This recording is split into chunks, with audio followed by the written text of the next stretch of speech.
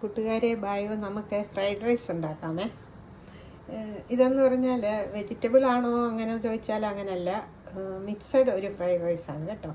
അപ്പം വെജിറ്റബിൾസും കുറച്ച് ഇടുന്നുണ്ട്, പിന്നെ കുറച്ച് പനീർ ഇടുന്നുണ്ട്, ഇച്ചിരി മുട്ടയും കൂടി ഇടുന്നുണ്ട്. അപ്പോൾ നോക്കാം എങ്ങനെയാണെന്ന്.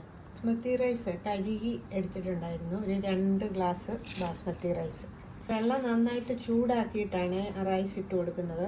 എന്നിട്ട് ഈ റൈസ് ആണെങ്കിൽ നമ്മൾ ഒരു 10 മിനിറ്റ് ഒന്ന് കുതിരാനായിട്ട് വെള്ളത്തിൽ ഇട്ട് വെച്ചിരുന്നു. അതിന് ശേഷമാണ് നമ്മളിത് ഇട്ട് കൊടുക്കുന്നത്. ഞാനിവിടെ യൂസ് ചെയ്തിരിക്കുന്നത് ഇന്ത്യ ഗേറ്റിൻ്റെ ബാസ്മതി റൈസാണ്. പനീർ ഇവിടെ കിട്ടുന്നത് ഫ്രോസൺ പനീറായിരുന്നു. അതപ്പോൾ ഞാൻ ഇച്ചിരി വെള്ളത്തിൽ ഒന്ന് അതിൻ്റെ ഐസ് പോകാനായിട്ട് ഇട്ട് വെച്ചിരിക്കുകയാണ്. ഇത് കുറച്ച് തിളച്ച് കഴിയുന്നുണ്ടെങ്കിൽ നമുക്ക് കുറേ ഉപ്പിട്ട് കൊടുക്കാം. കുറച്ച് ക്യാബേജ് ഉണ്ടായിരുന്നു, ക്യാബേജ് കൂടെ എടുക്കുന്നുണ്ട്. സ്പ്രിംഗ് ഒനിയൻ ഇല്ല കേട്ടോ, സ്പ്രിംഗ് ഒനിയനൊക്കെ ഇട്ടാൽ നല്ലതാണ്. അപ്പോൾ സ്പ്രിംഗ് ഒനിയൻ ഇല്ല, ക്യാബേജ് കുറച്ച് എടുക്കുന്നുണ്ട്. ഈ നമ്മൾ ഫ്രൈഡ് റൈസ് ഉണ്ടാക്കുമ്പോൾ വെജിറ്റബിൾസൊക്കെ ഒരുപാട് ഇടുന്നതിനോട് ഒരുപാടൊന്നും ഇടണ്ട, ഒരുപാട് ഇടുന്നതിനോട് യോജിപ്പില്ല. അപ്പോൾ നമ്മൾ ഫ്രൈഡ് റൈസ് ആണല്ലോ ഉണ്ടാക്കുന്നത്, അതിനകത്തിൽ ഒത്തിരി വെജിറ്റബിൾസ് ഒന്നും വേണ്ട. എടുത്ത് വെച്ച പനീർ ഇച്ചിരി കുരുമുളക് പൊടി, ഇച്ചിരി മഞ്ഞൾപ്പൊടിയും സ്വല്പം ഉപ്പും കൂടി ഇട്ട് ഒന്ന് പുരട്ടിയിട്ട് നമുക്കിതൊന്ന് ചെറുതായിട്ടൊന്ന് വരട്ടിയെടുക്കാം.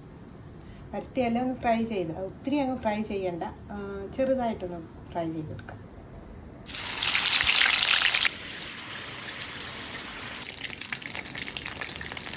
അപ്പം പനീർ നമ്മളങ്ങ് വറുത്തെടുത്തു. ഇനി ഇഞ്ചിയും വെളുത്തുള്ളിയും കൂടെ അരിഞ്ഞ് അത് ഇട്ട് കൊടുക്കാം.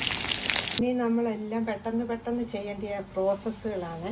നമ്മൾ അരിഞ്ഞു വെച്ചിരിക്കുന്ന വെജിറ്റബിൾസ് ഓരോന്നും കുറേശ്ശെ ഇട്ട് കൊടുത്ത് വഴറ്റിയെടുക്കുകയാണ്. ഒത്തിരി അങ്ങ് ഫ്രൈ ആകണ്ട. ബീൻസ്, പച്ചമുളക് എല്ലാം ഉണ്ട്. ബീൻസ് ഉണ്ട്, പച്ചമുളകുണ്ട്, പിന്നെ ക്യാരറ്റും ക്യാബേജും ലാസ്റ്റിലിട്ട് കൊടുക്കാം. അല്ല, അതിന് കുറച്ച് വേവേ ഉള്ളല്ലോ. ഇതൊന്ന് ചെറുതായിട്ടൊന്ന് വഴറ്റിയെടുക്കാം. ഒന്ന് വഴണ്ടാൽ മതി. നമുക്ക് ക്യാബേജ് ഇട്ട് കൊടുക്കാം, ക്യാരറ്റ് ഇട്ട് കൊടുക്കാം.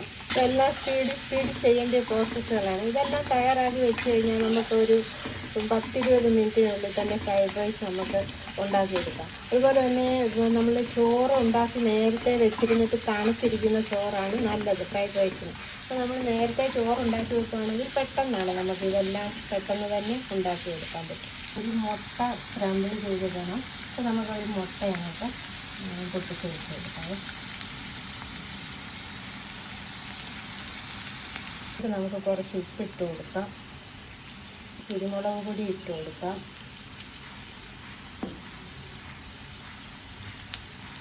മുട്ട എല്ലാം ഒന്ന് ഇതായിട്ടുണ്ട്, ചിക്കിയിട്ടുണ്ട്. ഇനി ഈ പച്ചക്കറി എല്ലാം കൂടെ നമുക്ക് ഒന്നിച്ചതാക്കാം. ഇതിലേക്ക് നമുക്ക് കുറച്ച് സോയാ സോസ് ഇട്ട് ഒഴിച്ച് കൊടുക്കാം. ഇതിലേക്ക് നമുക്ക് ചോറ് ഇട്ട് കൊടുക്കാം. ആ ചോറ് മൊത്തം നമ്മൾ ഇട്ട് കൊടുത്തിട്ട് ഇങ്ങനെ ഇളക്കി കൊടുക്കണം. അത് പൊടിഞ്ഞ് ഒത്തിരി പോകരുത്, ഇങ്ങനെ പതുക്കെ ഇളക്കി കൊടുക്കുകയാണ്. സോയാ സോസ് കൂടെ ഒഴിച്ച് കൊടുക്കാം. ഇതിൻ്റെ മുകളിലേക്ക് നമ്മൾ വറുത്ത് വെച്ചിരുന്ന പനീറുണ്ടല്ലോ ഇട്ട് കൊടുക്കുക. ഒത്തിരി അല്ലെങ്കിൽ അതങ്ങ് പൊട്ടിപ്പോകും ഈ പനീർ, അതുകൊണ്ടാണ് ലാസ്റ്റ് നമ്മൾ ഇട്ട് കൊടുക്കുന്നത്. ഇതേ നമ്മുടെ ഫ്രൈഡ് റൈസ് സൂപ്പറായിട്ട് വന്നിട്ടില്ലേ? ഫ്രൈഡ് റൈസ് തയ്യാറായിട്ടുണ്ട്. ഇനി നമുക്ക് പ്ലേറ്റിലോട്ട് എടുത്താൽ മതി.